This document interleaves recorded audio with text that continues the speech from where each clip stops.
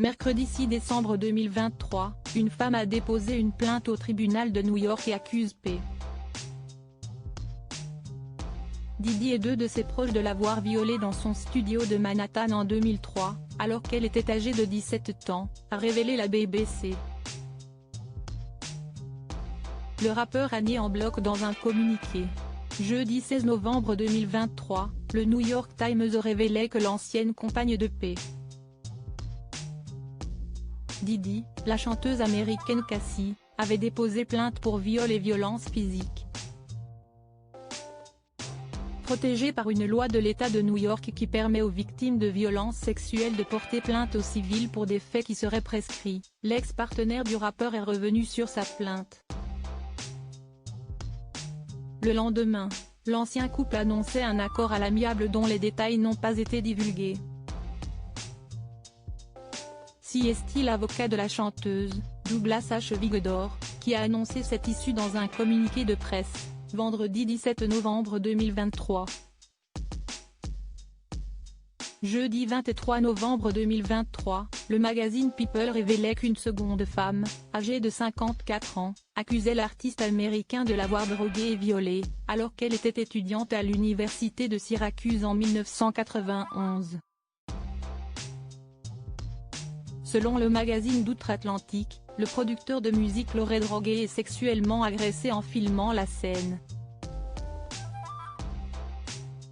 Les avocats de la quinquagénaire ont affirmé que P. Diddy avait ainsi menacé sa victime d'un revenge porn.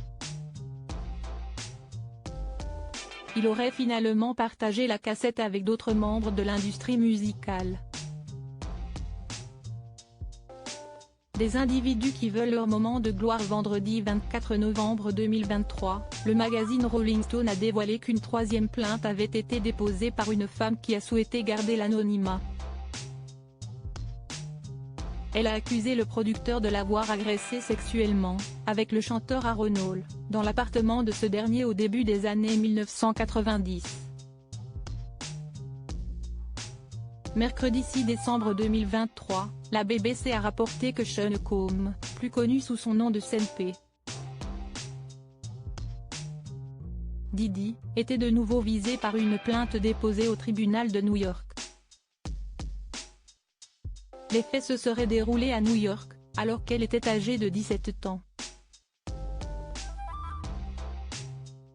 Elle a affirmé avoir ingéré beaucoup de drogue et d'alcool avant que le rappeur et deux autres hommes, dont Harvey Pierre, le directeur du label Bad Boy Records, ne la violant à tour de rôle dans le studio de M.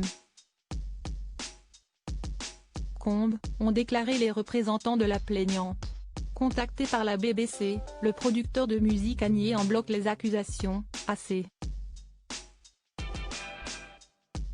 Ces dernières semaines, j'ai attendu et regardé les gens essayer d'assassiner mon personnage, détruire ma réputation et mon héritage, a-t-il notamment écrit dans un communiqué. Et de poursuivre, ces allégations horribles ont été faites contre moi, par des individus qui veulent leur moment de gloire. Je vais être parfaitement clair, je n'ai fait aucune des choses dont on m'accuse. Je me battrai pour mon nom, ma famille, et pour la vérité, a-t-il conclu.